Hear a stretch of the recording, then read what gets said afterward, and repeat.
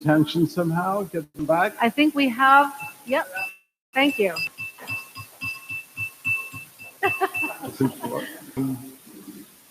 I'm hoping we get most of the commissioners back. I see some still getting coffee.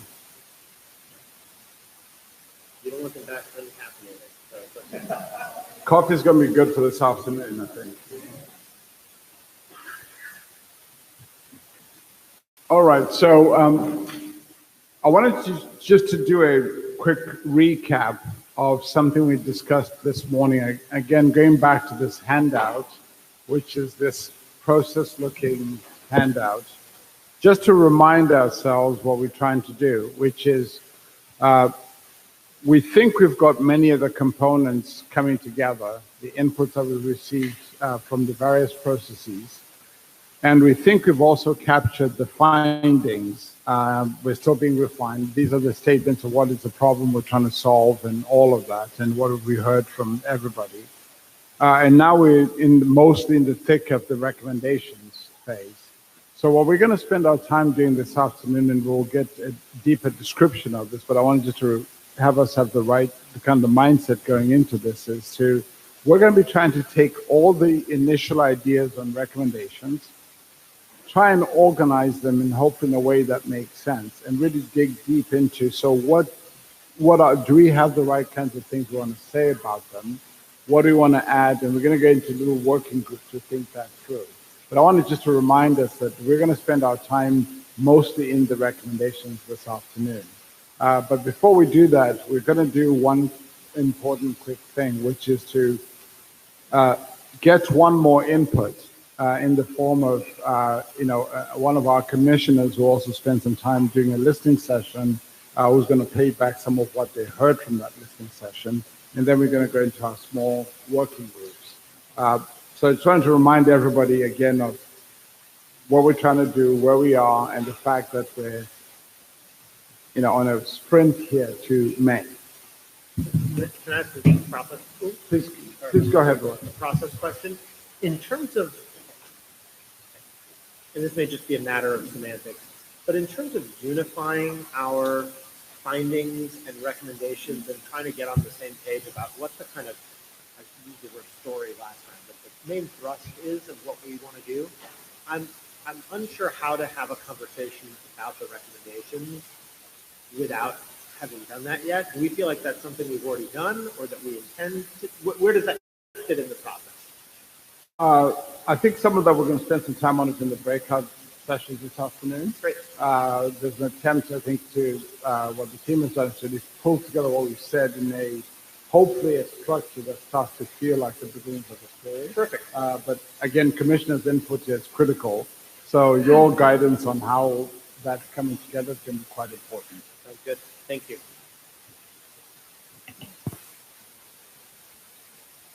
So I think we're going to have John. I think you're going to go Yes. next. Please go ahead. Sure. So I would like to just quickly report back on a stakeholder engagement discussion that Carla Javits and I were able to have a couple of weeks ago. It was also attended by Anmol and a number of other staff from various commissioners' offices. And it was really a great discussion about the issue of taxation. And, we this morning heard from the panelists on these issues of social policy and providing adequate care and for our population. The question of how do you pay for it always comes up.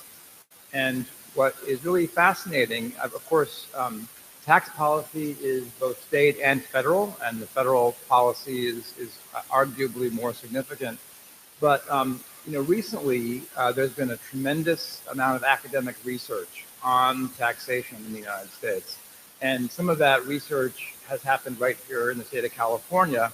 So we had a discussion with UC Berkeley professor Emmanuel Saez, who, together with Gabriel Zuckman, has conducted some really groundbreaking research, empirically documenting the taxation rates by income and wealth percentiles historically in this country. I think one of the most surprising and even shocking findings of that research is that while we used to have a very progressive tax system in the United States, we now actually have a regressive system where the 400 wealthiest individuals actually pay less taxes as a percent of their income than the poorest taxpayers. So really, there's a great opportunity here to address both sort of an equity issue as well as identify sources of revenue to pay for a lot of the important things that we've been discussing here. And what I'd like to do now is just quickly share some of the state-specific recommendations that were identified by Professor Saez. And also there's a slide deck that he shared with us that will be shared with everybody on the commission and will be part of the website, I believe, as well. So there are 3 recommendations. The first one is not actually for a new tax, but for a slight modification in the way the state capital gains tax is collected. California has a 13.2% capital gains tax. However, it is not collected until those capital gains are realized.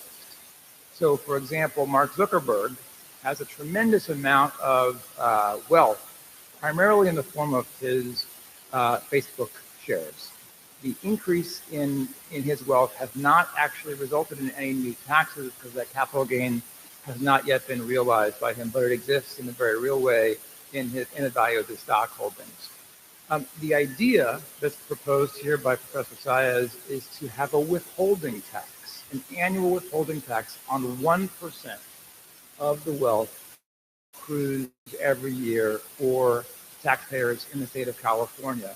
And this would form a credit at the point of realization of those profits, those capital gains profits. So if it's 13.2%, after 13 years, you would essentially stop paying this withholding tax because you'd already paid your tax. It's very comparable to the payroll tax withholding.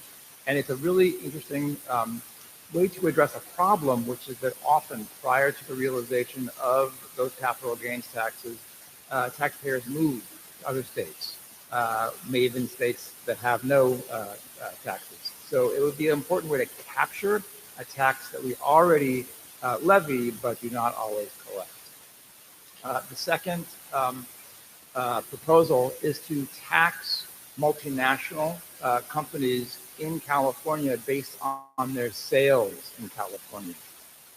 Folks may be aware of the fact that many companies, particularly California-based companies, are able to recognize their tax in other global jurisdictions, including Ireland, the Cayman Islands, and other places where certain legal structures allow them to essentially avoid paying taxes. A method of tax collection that was previously used in states like California was to allocate global profits from these companies in the state of California on the basis of the share of their sales in California. And Professor Saez and Glickman suggest that we return to that method of collecting taxes. It would be a significant increase in revenue. The third proposal, and this is really interesting as well, to really address the current regressivity in our tax structure, which is primarily driven by a very significant consumption tax on lower income consumers and taxpayers in California, will be to replace that tax with a broad-based income tax of 2 or 3% on all labor costs and all business profits. Essentially a flat tax across all income, whether it's business or capital income, that would replace that regressive tax. A 1% tax, they estimate, would generate $25 billion annually. So 3% would be $75 billion annually. And you could replace what we currently collect with those consumption taxes. This would free up money for things like family care, health care, other needs that we've identified and been talking about. So again, the details are important, and I will provide the slide deck that was shared by Professor Saez to all the commissioners and to the website.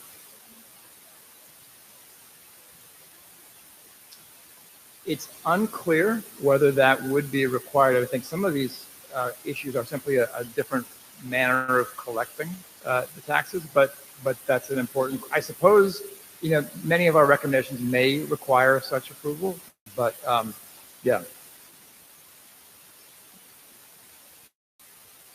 Thanks so much, John, for taking responsibility for creating the stakeholder. On our chart, what John just reported on is a commissioner roundtable that is an input that is going to go into consideration by our March meeting about recommendations. Maybe while answering Jennifer's question about how could it happen. I just want to try and show how what we just heard feeds this chart that James just reviewed. Before we break into, Peter, did you have your hand? Yeah, I want to hold such a conversation myself with someone named Steve Levy, who runs the Center for California Center for Continuing Study of the California Economy in Palo Alto on the structure of employment and labor in California. And I need one commissioner really to join me in that. Oh, great. Fabulous. Thank you for offering that. Was that Art, are you going to join, Peter? Did you put his hand up? Okay, great. Fabulous. And if I may, I'd love to host a conversation with university students, more underclassmen than upperclassmen. I'm working with Sacramento State University on the Manufacturing Academy in the summer of 2020. So we have a close relationship with that university. So I'd like it to be at Sac State. And if any commissioner is willing to join me on that, I can put that together in very short order. So if you have a travel schedule that is bringing you to Sacramento, bringing things soon. Okay. Yeah. We can only do two. Is that correct? It'll dovetail nicely with one Soraya and I are doing down south. Okay. Perfect. I just want to get that on the record. Thank you. And then, Stefan, did you want to join that or, okay. And James has a comment. You're just putting your thumbs up to it. Is that right? Okay. Nailing her. Perfect. I got it. Yeah. But the comment I was going to add is that one of the things that we've all encouraged each other as commissioners to go out and seek input and talk in various parts of the state. We're going to be encouraging commissioners to either provide what they're learning into the process, either through written comments or calls with the staff. But I think it's going to be important to capture what we heard, because many of us have in conversations and picking up a whole bunch of inputs. I know I have. I know many of you could do that as well. And then there's two other short things we want to do before we break into small groups, but I see another hand. Doug? Thank you. I just wanted to report, as I think mentioned, that Roy and I are going to be meeting with the entertainment unions next week to look at how that form of portable benefits and gig economy and tax credits are working to create good union jobs. Also, I've been talking with John about a meeting with different health and safety advocates to talk about worker health and safety issues now and into the future. So we wanted to spark your imaginations on this question of moonshot before we break into the small groups by asking Jennifer and Tom to illuminate in what they imagine in their minds before we break into small groups on the recommendations. Jennifer. Many of you are leaders and have done sort of whiteboarding of big ideas before. And let me just say, from the perspective of a governor, you want to use an idea as a way to convene, right? You want to use it as a way to tell a story. You want to use it as a way to inspire people to follow you. And so it's got to be big enough. It's got to have enough sizzle that people are talking about it, right? It's not just it's not a small ball, because underneath it, like just say, for example, we just had this great discussion about B Corps, right? And so what if one of the ideas was something like, create 1 million high road businesses in California by 2030, right? So you have to have a goal, you've got to have a time-wise, but then underneath it, you've got all of the policies we're talking about, right? But the goal, the thing that everybody remembers, is the moonshot. And if we, the idea is that if you do things in 10% increments, sometimes it's harder than doing them in 10x increments. because then you really get people thinking about how to do it differently. And you want to inspire both your team and the team that is California. And you want to inspire the governor to take this on as an initiative. And he's not going to want to be standing at the state of the state address with a bunch of little tiny small ball things. He wants to say, we are going to change it. We got these huge problems. I mean, you know, this isn't about housing, but housing is related. You know, I'd love to see him stand up there and say, we're going to create 1 million affordable housing units for workers in California. You know, we're going to do big stuff. And then following up, we'll have the how-to. So the what's got to be big and doable, but the how-to follows. Inspire people. That's all. Thank you so much. Tom. So this idea of the moonshot was something that was really interesting within the science and technology community. Those are my peeps. And so the idea was to say, not only what's the big, hairy, audacious goal, but why now? Why is this something that we think we can do, as opposed to saying, wouldn't it be cool if we could teleport? So some examples in the science and technology world would be the Department of Energy Sunshot. They said, we want to make solar cheaper than coal by the end of the decade. The NIH wanted to develop a universal flu vaccine. NASA wanted to go to Mars. The Defense Department wanted to develop an aircraft that would go from New York to LA in 11 minutes and 20 seconds. So notably absent from this type of thinking are all the agencies that are responsible for worrying about economic and social mobility. So, for example, the Department of Labor has a $0 research budget, right? So imagine that there was maybe in the great state of California, an agency that was saying, how do we mobilize our scientists and engineers, our entrepreneurs, our philanthropists, our civil society organizations, representatives of workers, to say, if we had that same type of thinking, but for workers in the future of work, what goals would they set, and what are examples of projects that they would support? So, for example, the Department of Defense had a program called Education Dominance.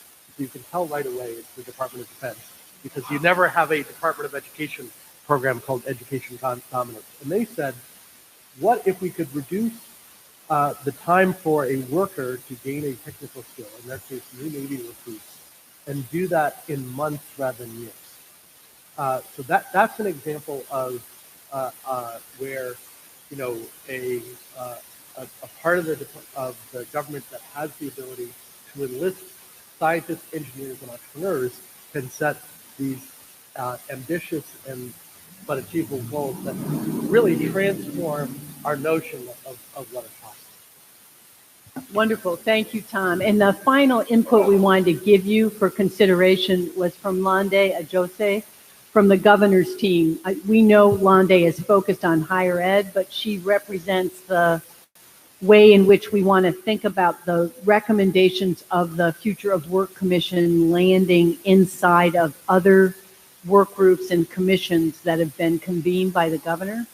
Lande. So I have the good fortune of representing my office, the governor's office, and we want to echo a lot of what you all have already said today. I think in the governor's office, we're trying to think about it. How do we take all of these incredible ideas and really locate them inside of things that we can do, while being mindful that we're not going to be the ones doing everything, but it's really going to, the work of moving this commission forward is really going to depend on all of you, and we hope all of you are going to be willing to take up the mantle to really, form the leadership of helping the state to move into the future. So as we think about what would account for and things that we could take up around the future of work, we're really want to make sure that we're really attentive to the range of sectors that need to be included as we think about the future of work, that we don't want to bias ourselves without even thinking about it towards those sectors that are at the coast, without thinking about what's happening in regions such as the Central Valley.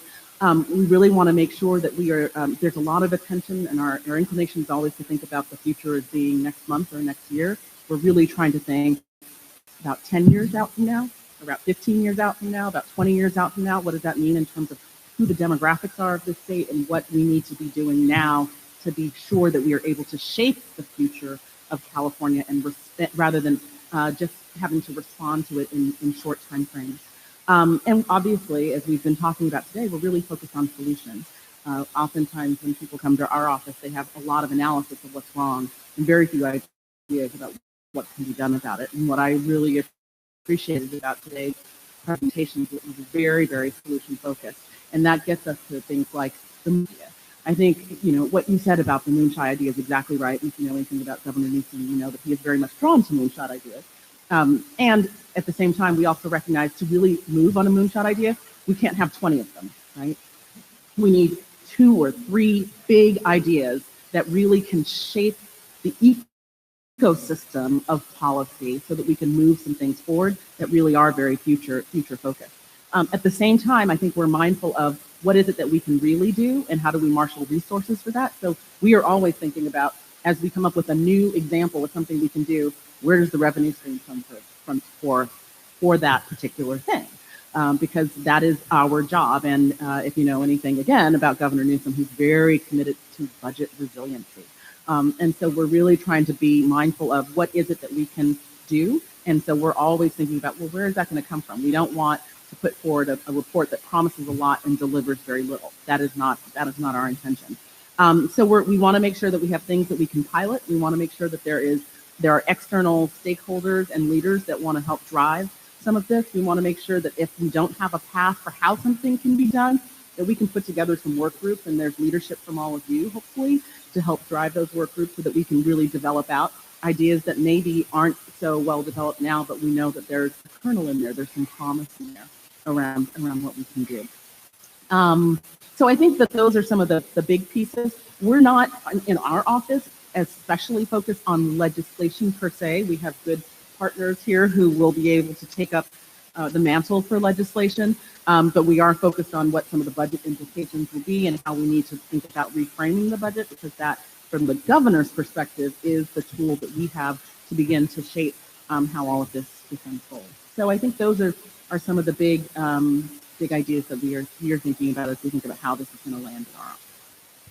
Wonderful. Thank you so much, Londe. And now Lynn Jeffries from the Institute of the Future is going to orient us to the work we're going to do this afternoon in small groups. Great. Thank you. So we have 6 really interesting proposal topics for you to dive into in 2 rounds of conversation. We're going to divide you into 3 groups. Group 1 is going to be from Mary Kay over to Peter. Group 2 is going to be from Jennifer Granholm over to Tom Khalil. And group 3 will be from Doug to Betty and James. We're going to ask you to come around and join this group here on the corner. And you're going to have some facilitators in the group. They will take you through, it's going to be about 45 minutes that you'll have. You're going to get a handout which describes the sort of the state of the proposal. Which is really just a topic for a proposal. The round 1 topics are quality jobs and high road businesses, care, and continued innovation and prosperity. In your small groups, you'll be getting some information that kind of summarizes what we've heard so far from the commission. The Gov team has been doing a lot of work, and IFTF and the co-chairs to pull this together. So you'll be getting those documents. And you'll also be getting a kind of overview of some of the themes and recommendations that we've heard so far. Facilitators will take you through that, and then we'll come back and you'll have 5 minutes to share with the rest of the group what is this aspirational moonshot, and just kind of tell us what it looks like and what you're seeing now. So why don't we break into our groups, and you'll stay right where you are. You might want to, I think we've got some chairs on the inside, so, or are those for the facilitators?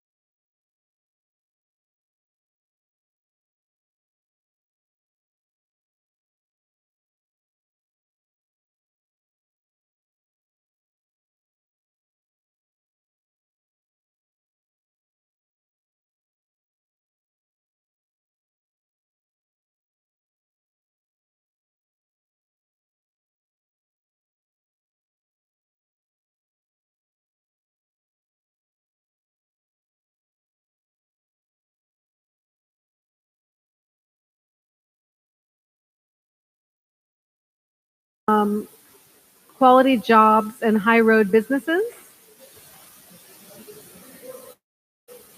Here we go.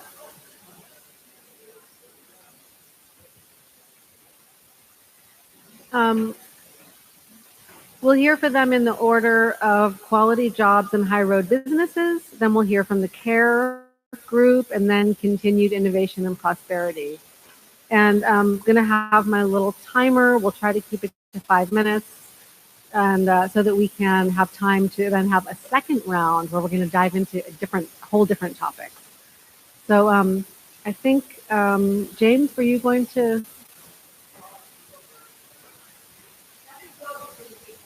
Doug is going to take the lead? Okay. Do you have a microphone? Can you put your mic on? Thanks. Okay, so we had a very spirited discussion. We were all very excited about this document, so thanks to whoever prepared this. And we were inspired by Governor Granholm to make a moonshot.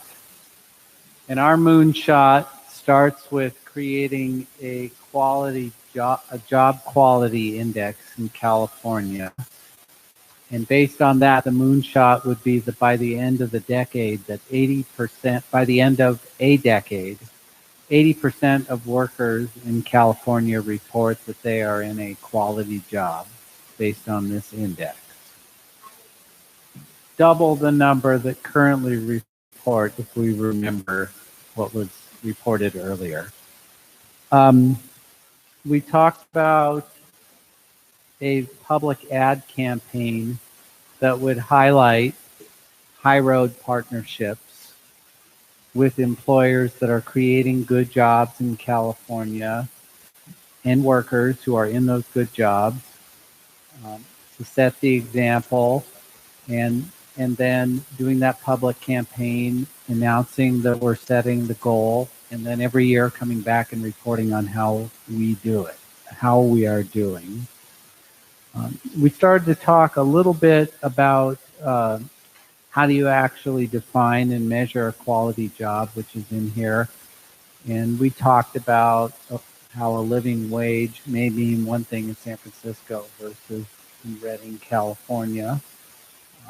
And that also we need to capture the need to, that what a large multinational corporation can pay is not necessarily what a small local business can pay. And we need to create incentives for every sort of business and every sort of job.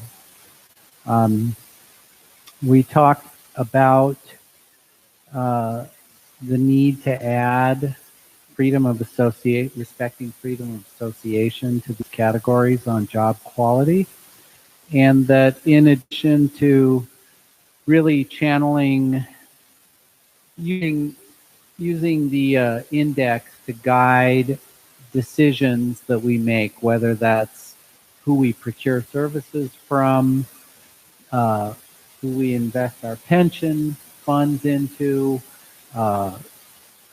where we channel incentives such as tax credits, workforce development funds, really wanting to incentivize good behavior, but also to have a carrot and stick approach so that we can punish bad behavior and incentivize the bad actors to get on the good side again. And so in addition to having some sort of badge for high road employers and a list, that maybe we need to keep a list of the low road employers as well. And then finally, I guess the last thing on procurement that I can think of is that, because it talks about procurement here, that oftentimes what guides purchasing is this nebulous definition of what a lowest responsible bidder is, guides our purchasing decisions. But if we tied it to a job quality index, we could really change what the definition of a responsible bidder is. Did I miss anything? Yeah, I think that was great. We just talked about a couple of other things on job quality, like that speak maybe more to inclusion in the economy, like job requirements, setting them properly so that people can get these jobs. That So thinking about licensing or occupational licensing differently, or what the job requirements are. We also talked about wage theft as, you know, among the things that we want to consider. And then we did talk a little bit about, you know, we mostly talked about having a good jobs index, which is what you just heard about.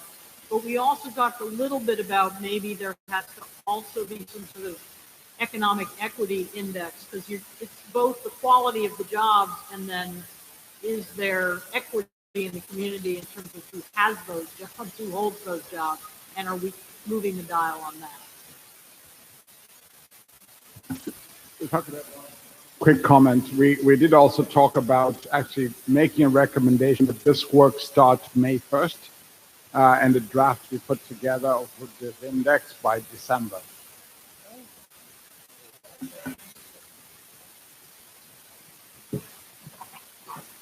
You made a point of talking about freedom of association. Is that about organizing, or I'm not quite sure why you called that out? That I did personally add, and we have that in some responsible contractor policies. And I think it goes to John's point that, at least our opinion, that the state should not be giving money to companies that don't respect freedom of association. Which I'd be happy to debate. Yeah. Yeah.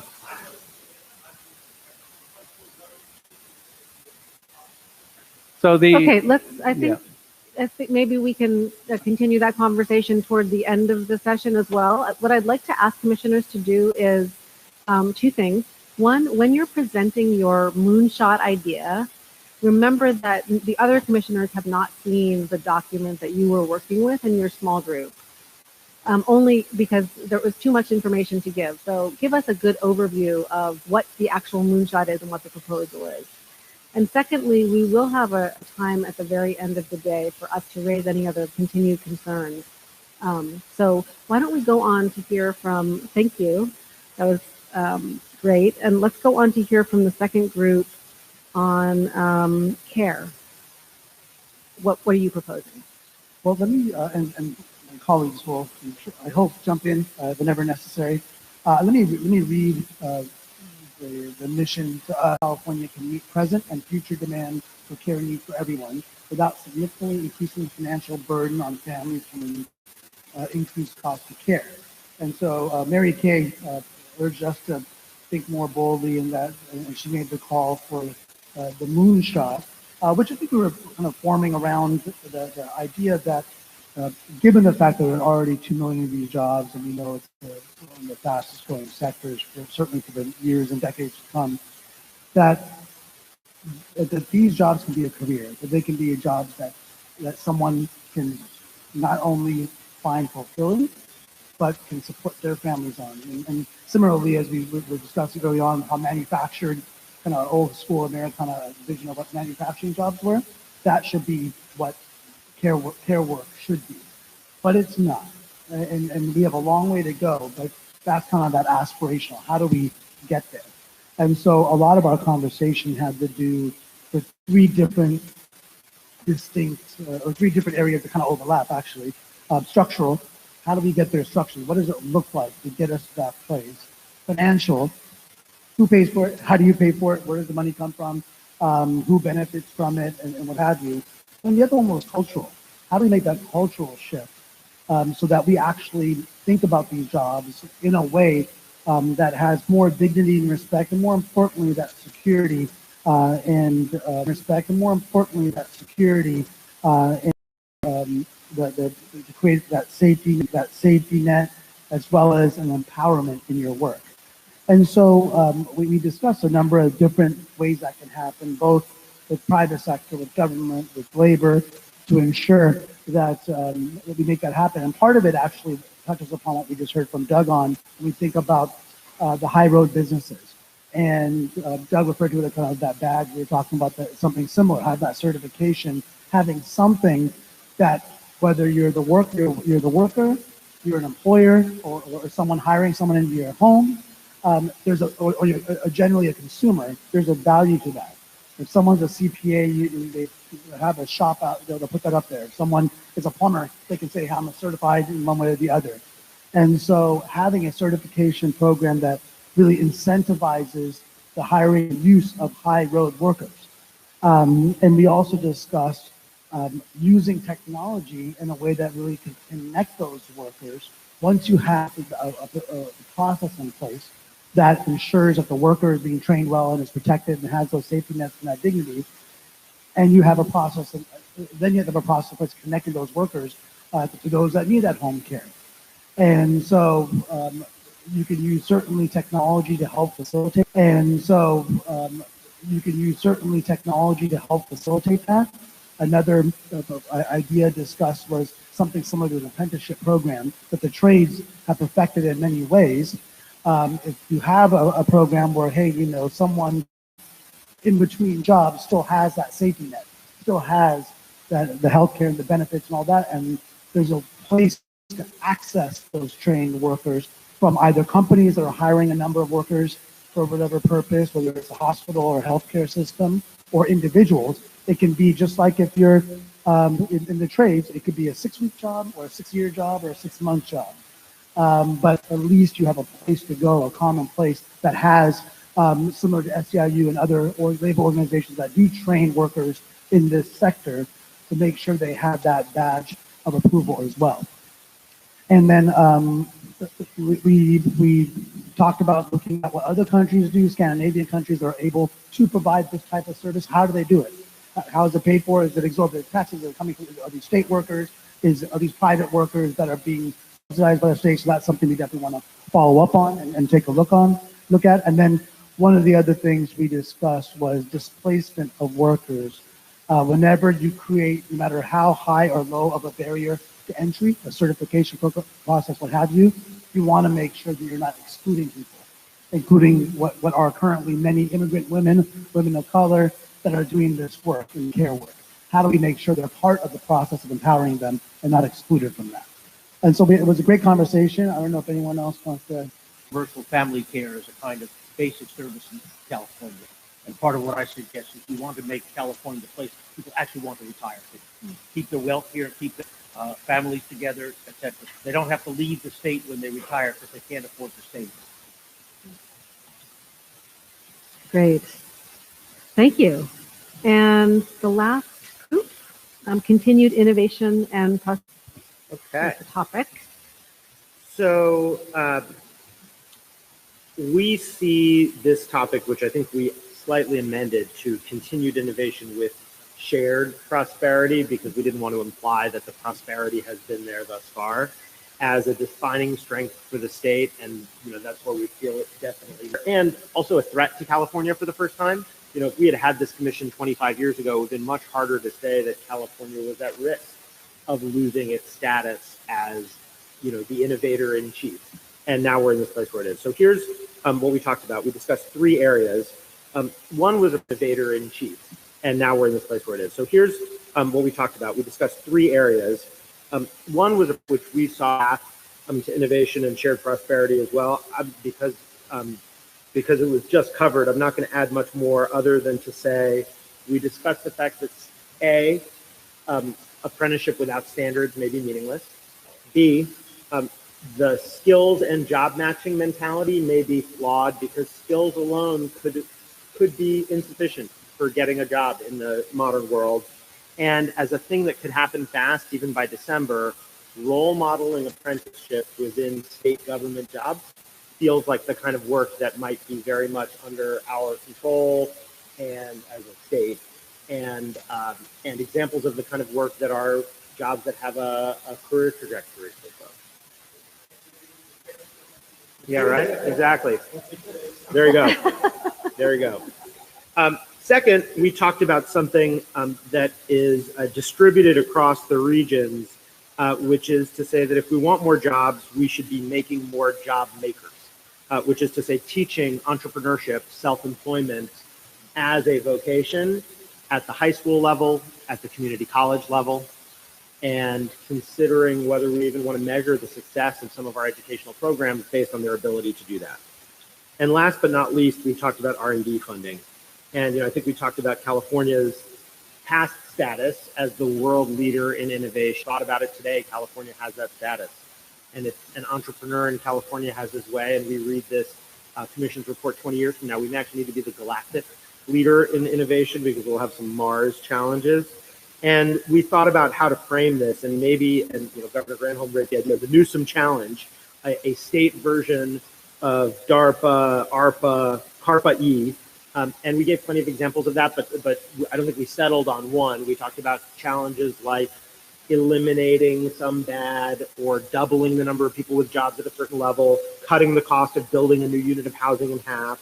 And we talked about areas like, just to give examples, agriculture, energy, health, construction, transportation, all areas that are important for our global future, but also natural areas of strength as an advantage for California.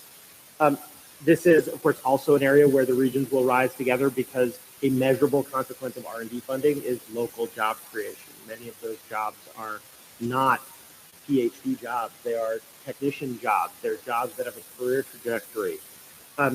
We talked about the fact that there are a few things we could do in the short term. One is consolidating the already existing funding, about $2 billion worth. It's fragmented all over the place, and that tied with a challenge might be a nice way to draw attention to some new leadership. Two is pushing the federal government to do more, having better staffing and leadership for calling on the federal government to push more of its funding dollars toward California, increase the amount of funding. And last but not least, there's a principle that we agreed on, which is that as we support R&D as a source of innovation, we need to ensure that the public captures the benefit of that innovation. That it doesn't happen that we fund innovation here, and that either that innovation is captured only by a small segment of the population or by other states and countries. We had some deliberation over how to do that, but I think we had strong agreement on that principle. Anything anybody else wants to? Could I ask a quick question to that group? Would we also consider something like tackling climate adaptation, because that has the benefit of both creating jobs? Yeah, our list was not exhaustive. We just tried to cite a couple of areas, but of course, climate and carbon neutrality came up, and adaptation ought to be part of that as well. Great. Oh, please, yeah. Another thing we talked about that California is in a unique position to move forward on is that a number of the technology platforms are headquartered in California. And so they are interested not only in their direct workforce, but the workforce that their customers will need in order to use their products. So Cisco has been working on something called the Cisco Network Academy for a while. I believe Salesforce has said that you need 3 million workers, not that Salesforce is going to hire, but that your customers need for things like Salesforce database administrators. So if we could look at opportunities to make those jobs, many of which do not require a 4-year degree, as a path to economic and social mobility, that would be a huge win for California, but also for the nation. Yeah, we do a massive training program we call Trailhead that now literally well over 3 million people have taken, and it's open to the public. Anybody can use it. But the comment I was going to make, going back, Roy, to your list, I serve on the board in Singapore that scaled up R&D. The government of Singapore, about 20 years ago, realized manufacturing was no longer going to be their competitive future. It had to be ideas. And between 2000 and 2015, they spent $150 billion building up R&D in Singapore. Now, Singapore is 1/10 the size of Californian population. 1/10, 4 million people. $150 billion. With all tax credits, everything is too. Yeah, so we did 150 billion. My point is, it's not an unrealistic idea that a country that small, committed to it, can spend that kind of money and attract, talent from all over the world. And then the second order effects, all the kind of things that Tom just talked about, are huge in terms of Singapore. So Peter, could you turn that into a moonshot goal, please? Yes. You're on the verge of it. Well, that we ought to at least match Singapore.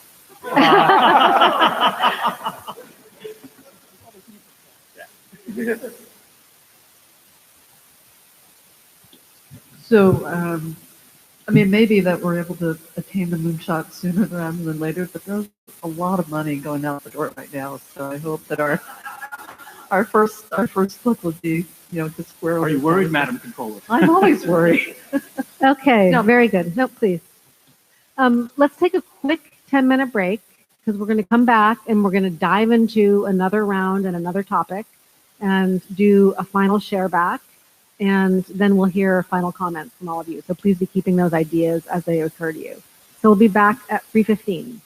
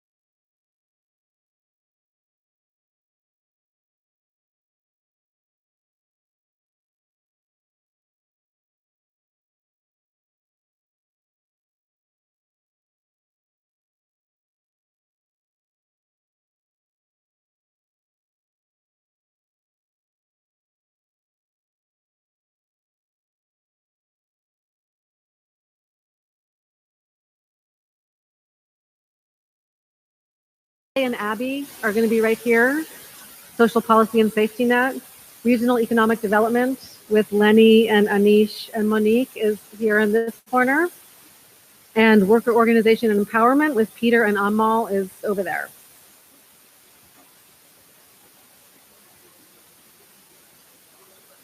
Yep, and Monique. Yep. I don't have the names actually. It's whoever's. Oh, I'm sorry. It's here, and regional. It's over there.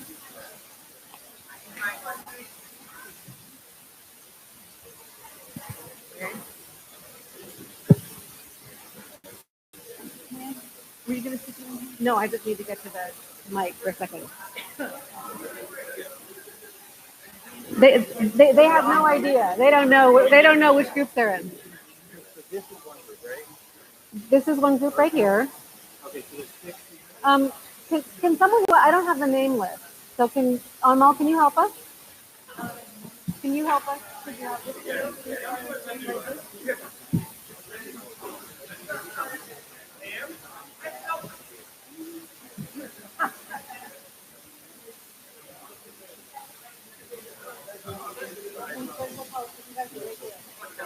I'm a hooker, Reedy.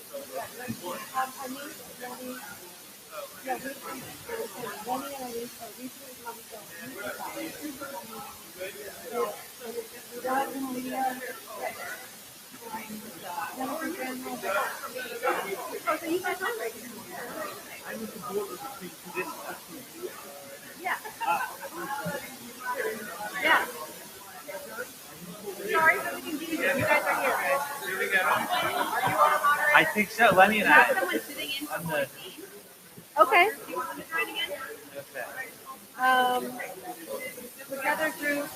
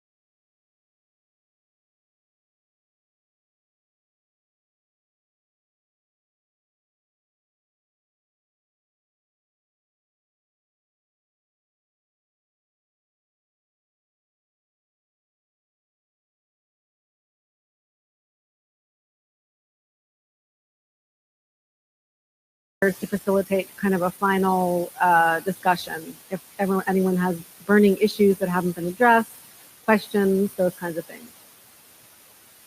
And why don't we start with the worker organization and empowerment group. And again, good. I'm going to give the group 5 minutes to describe. Let's try to focus on the concrete, actionable things that you came up with, rather than the broad topics that you discussed. And also, what is the moonshot? And I'm going to ask other commissioners to hold your questions for now. Let's hear from all the groups, and then we can have a final conversation. Please, go ahead. Yeah, thank you very much. I'm part of the we in this group over here. We did spend a lot of time to change the rules a little bit, up on the ideas we've heard so far as commissioners. And we really drilled into some of those, emphasizing and focusing on the vulnerable occupations, whether it was vulnerability because of the wage or because of the nature of the work. And I think our conclusion to focus is a bit shorter, is that the employees should have the opportunity, bona fide, genuine opportunity, to associate freely the way that they choose, but the way that they would be able to do that is through communication. And Roy was mentioning the notion of employees right now don't have the ability to cross-communicate, maybe I just created a word, with each other to find out kind of what their experiences are, where they'd like to head. So buried in this moonshot is the empowerment of the employee to essentially do as much as he or she can to organize, affiliate, and then increase that job quality index by having that additional communication. We didn't get that far down in the proposal, but thanks for James for suggesting these are the May to December ideas, I think, still. And we wanted to keep the work progressing in this space, although we'll probably have to give up something here very soon. But the nature of our discussion focused around that worker empowerment with the ability to engage in ways that they find useful. And the last thing that we wrapped up with was the requirements for C Corps to organize that threshold as kind of a baseline that employees ought to at least have that opportunity in that lower threshold space to engage and communicate, if I captured that well and completely. So I didn't quite get what the moonshot idea is. Can you just clarify that? Well, I guess the moonshot is total worker empowerment. Huge. But we wanted to make sure we distill this down because of what we've heard so far and then trying to bring this into a proposal. And I think we talked about the threshold that every worker should have the genuine opportunity to be part of an organization that represents them. Mm-hmm.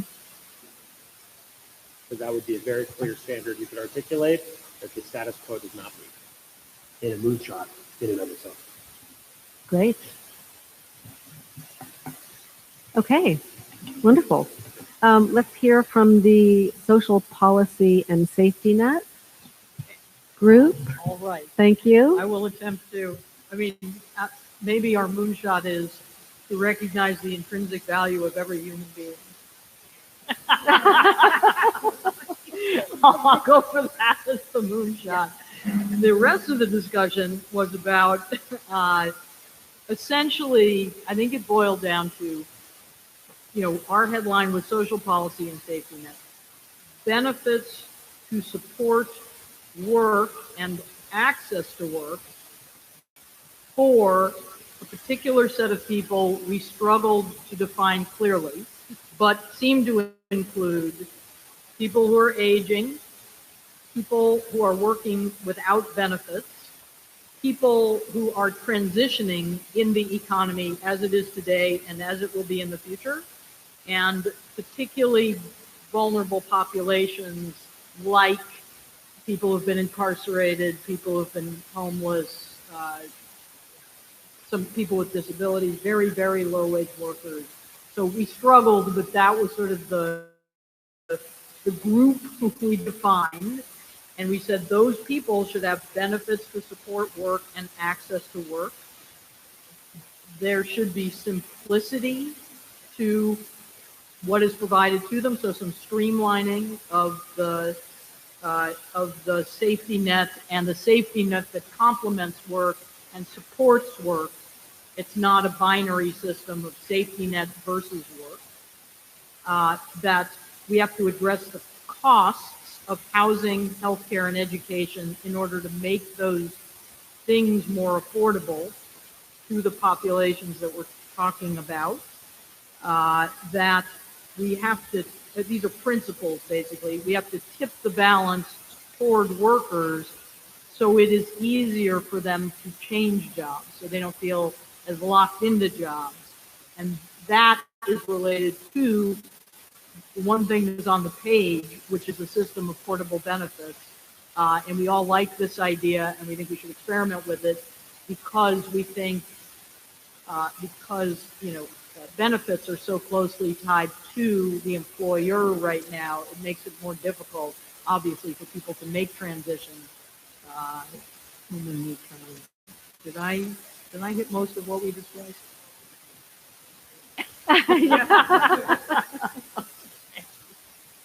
Very good. And then the last group, I think, is just called Regional Economic Development.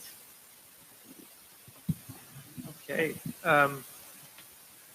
So Maria and I are going to co-present, I think, just a little bit here, but let me just lay out the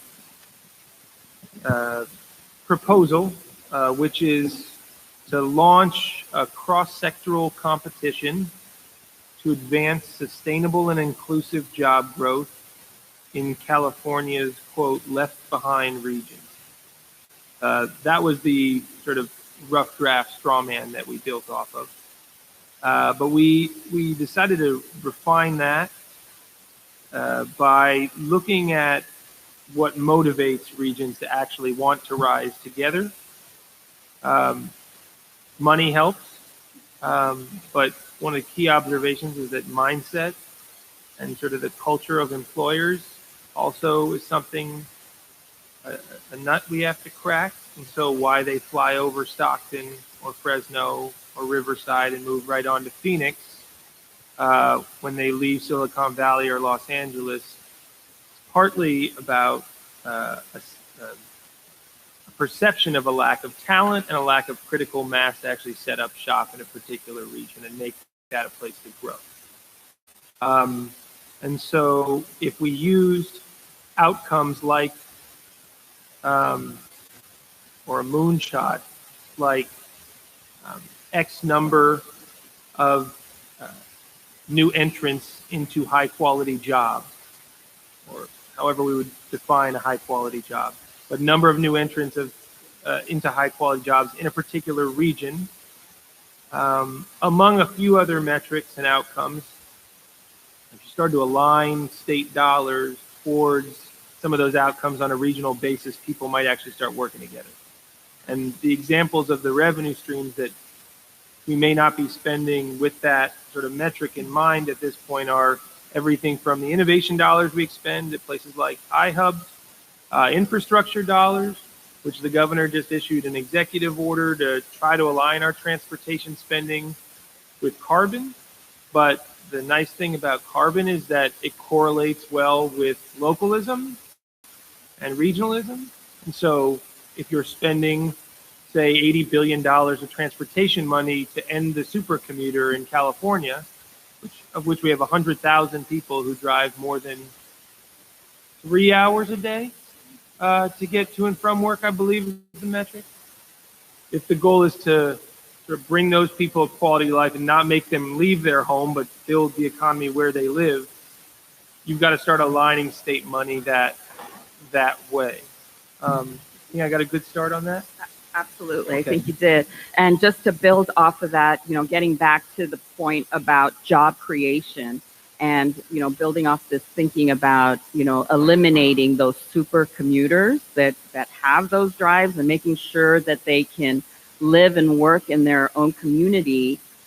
When it comes to job creation, looking at, the various forms of work, whether it's through big business that is building and coming into areas like the Inland Empire that has many of companies that have their warehouses, for example. That's one way of looking at how do we leverage and work with those companies to ensure that there's good jobs there. Entrepreneurship, that was mentioned earlier, but that's another avenue where we can promote entrepreneurship and create good jobs through that opportunity. That's another area. And then finally, through our startup ecosystem. California is known as being an innovation state, and whether you're in Stockton or Silicon Valley or in Los Angeles, that innovation and startup systems exist, and we need to make sure that they're empowered to create those good jobs. So that's how we look at it from a job standpoint. Yeah, well, I think actually